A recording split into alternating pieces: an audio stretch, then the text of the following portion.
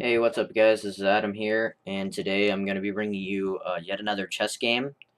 I haven't played in a tournament in about 5 months, so I was on sort of a hiatus from playing in tournaments, but I'm back now, and my opponent in this game is a 1289 rated player, and he's a small Asian kid, so, he's probably pretty good. I'm pretty sure he beat me once before this as well. I have the white pieces, he has the black pieces. The time control in this tournament is game in 60 minutes, which is an hour, and a delay of 5 seconds, so each side gets an hour, and every move is delayed by 5 seconds when you play it.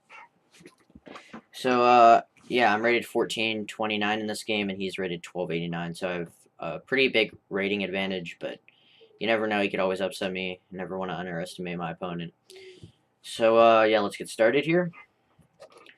Alright, so I played d4, which is what I always play with white. He played d5, most common response. c4, this is a queen's gambit, which is what I always play when my opponent plays d4. Or sorry, d5 in response. Played c6, the Slav, common opening. Knight f3, knight f6, just developing our knights. Here I play e3, which just defends this pawn. And the reason I play e3 instead of, like, a more common move, like, for example, let's say, knight f3 or something like that. Sorry, knight c3. Instead of knight c3, I don't really want him to take this pawn, because, I don't know, I'm kind of scared of, like, losing pawns early. Even though you can play a4 here, I don't really know this line too well, so I prefer to just play e3, play it safe, and defend my pawn immediately. He played bishop f5, just developing his bishop, knight c3, developing my knight, e6, just solidifying this pawn in the center here. Here I played bishop e2, which is just developing my bishop to a good square. I don't really want to play bishop d3, because when he takes my bishop and I take back with the queen, I don't really want my queen to be here, because it might get attacked by one of his pieces, and I'd rather have my queen on the back rank where it's just safe. So that's why I played bishop e2 instead of bishop d3. I was also considering b3 here to fianchetto my bishop, but it's not very good because it undefends my knight, so I didn't play it. And a3, which just prevents his bishop from pinning my knight here. But yeah, I want bishop e2. He played bishop b4, pinning my knight, and I just castled out of it, castled out of the pin. You also could have played bishop d2 here, which I considered, also breaking the pin of the knight and the bishop. And I also considered queen b3, which attacks his bishop and develops my queen to a pretty decent square. Also, if he takes the knight, I can just take back with the queen. So that was a reasonable option, but I decided to get my king to safety early. Castle. He also castled. And then I played a3, taking out his bishop. I also considered bishop d2, which just kind of, well, actually I don't really like this too much, but I'd rather fianchetto my bishop, to be honest. This isn't really that good of a square for the bishop, so I like that I played a3. If he takes my knight, and I just recapture with this pawn, and let's see, I think I did the variation here. Yep. So if he takes my knight, I just take back with the pawn, and you might see that I have doubled pawns here, but it doesn't really matter, because if he plays like knight bd7 or something like that, I can just take a center pawn, and then my pawns are in a nice formation, and they're not doubled. But I do have this isolated a pawn, which is kind of bad, but I'd say it balances out for me, to be honest. So he decided to retreat his bishop to d6, but I can play c5 now, which attacks his bishop again. So he just moved it back to c7, which is pretty reasonable. And here I played b4, really just advancing on the queen side a lot and just trying to kind of break open these pawns, just because I want to push my a pawn and my b pawn. I also considered rook e1, which just puts my rook in the center, but it's kind of blocked by all these pieces, so I decided not to do that for now. Knight a5, also just preparing for b4, but it's kind of slow, and my knight's undefended on that square, so I just decided to go with b4 immediately. He played a5, which is a really bad move. It's like his first inaccuracy of the game, in my opinion. a5 just allows me to push forward with b5, and that's what I did. Because when he plays a5, he undefends this square, the b6 square. So now, if I push my pawn to b6 eventually, he has nothing to take with. Because if he takes with his bishop, he's just losing his bishop for a pawn.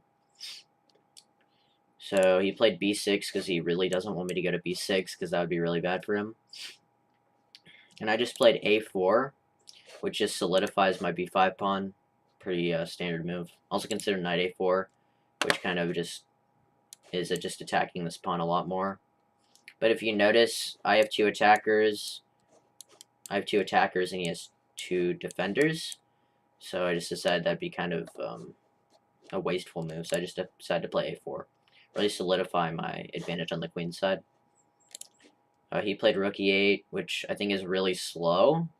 It's putting his rook in a good position, but like, buddy, you kind of got to worry about your queen side here. So I would just, try to play a defensive move here if I were him. And now I broke with b takes c6, which I think is, to be honest, I think I did this too early in the game. Like, I realized that after, because now he can play b takes c5 in response, and now my advantage kind of weakened, and I kind of, like, gave up my pressure on the queen side a little bit, so I don't think I should have played b takes c6 here. I also considered queen b3, which I think is a much better move. It really just, like, it puts even more pressure on the queen side, and I think that's what I should have done in the end, because it probably would have won me more material. But in the game I played b takes c6, and he responded with the best move, b takes c5. Now I have to recapture that pawn with my d-pawn, and that also kind of gives him a little bit of a center advantage here. He has 2 pawns to my 1 now. But it's okay, because he makes a really bad move here, knight takes c6. And that allows me to play bishop b5, which pins his knight to his rook, and he can't really do anything about this except move his knight. And so the engine is saying the best move for him is to play knight e5. And so if I were to take his rook, so let's say I would take his rook, right? If I take his rook, he can play knight takes f3 check. I play... Wait, why does queen takes f3 lose? Oh, wow, that is amazing. I didn't even see that. Huh. So if I play queen takes here, he can play bishop g4, and my queen is just trapped, I'm pretty sure, right? Queen takes g4, bishop b5. Bishop b5. I have to play bishop b5, and I get, like, 2 pieces for a queen, which is a really horrible trade, to be honest.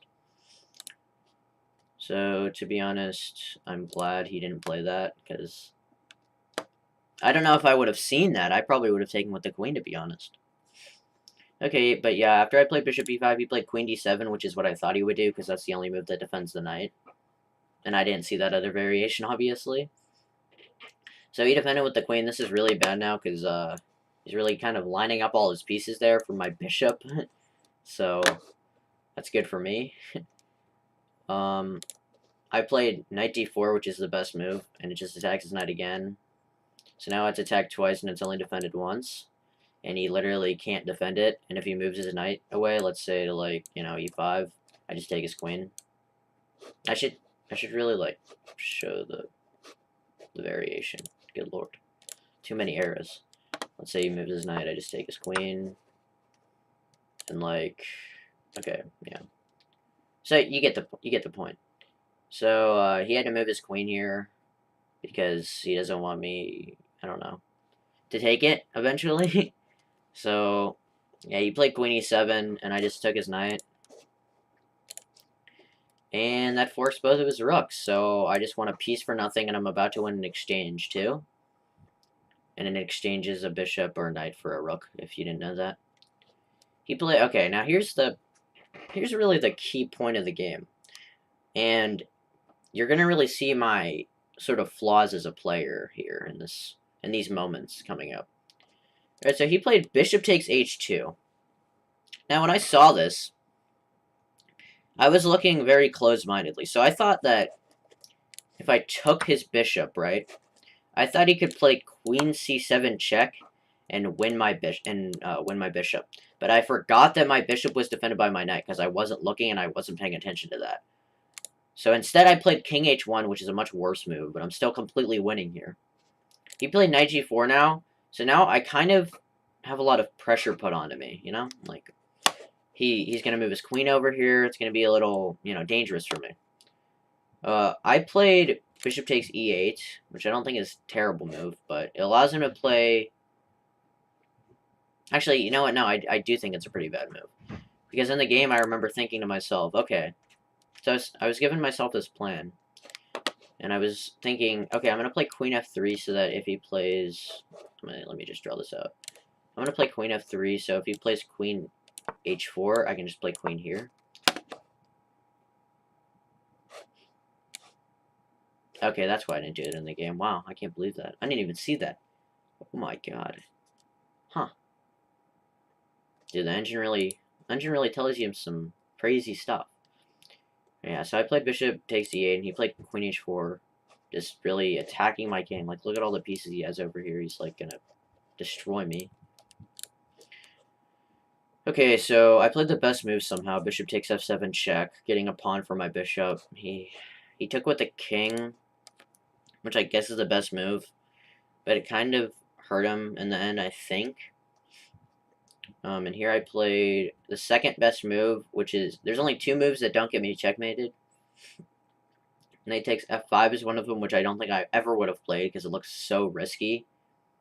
Actually, wait, no, that actually looks fine. I don't know what I was thinking. Okay, whatever. I just didn't see that in the game. See, because what I'm saying here is that if I take his bishop, I didn't realize that I attacked his queen. So that when he, like, reveals check, I can just take his queen here. Okay, so I played knight f3, which I thought was the best move, because it attacks his bishop and his queen. But he can just move his queen back. And that's what he did. He played the best move, which is queen h5. And now I have one move that is plus, and then I have two moves that are equal. Thankfully, I played the best move, which is g3. I don't know how I found this move, but it's actually a really good find by me. This is like the move that kind of saved the game, I guess you could say. Because the other move I was thinking was knight h4, which sacks my knight, and also gives him mate in 5. So, thankfully I didn't play that. I played g3. He basically has to take my g-pawn, which gives him check, but I can play king g2, thankfully. And then he made the losing move here. Well, he was already losing, and then, you know, it was kind of equal because I made a lot of mistakes. But now he made the actual losing move, which is knight takes e3 check, which just literally gives up his knight. I don't know why I did that. I think he might have thought he could, like, checkmate me with all of his pieces over here. You know, all these pieces, but he just can't. I don't think he calculated that out. And I was actually kind of scared here, because when he played queen h3 check, I didn't see that, because I forgot that his bishop was here. But thankfully, I have one legal move, and it's king g1, and then he can't checkmate me on h2 because my knight is defending that square, which is honestly pretty lucky. He played king g8 here because he didn't see the threat. If he doesn't play, let's say he plays a random move, like here. Actually, that prevents it as well. Let's say he plays a random move like here. I can play knight g5 check, which forks his king and his queen. Also, I didn't notice, but it gets out of the way of my rook if he moves his bishop, which is good. Okay, so I played queen d2 here, just defending this rank more, because after that scare, I really don't want to get checkmated. I feel like I just got out of a huge jam, basically, and I was really relieved in the game when he took on e3, because that lost him the game, basically. He played queen g4, which is trying to reveal, you know, discovered check when he moves his bishop. I wasn't having any of that. Played queen g2, just defending. So if he moves his bishop or something, it's not check anymore, and I can just take his queen. He played, let's see. Okay, so after I played that, he played bishop d3, attacking my rook.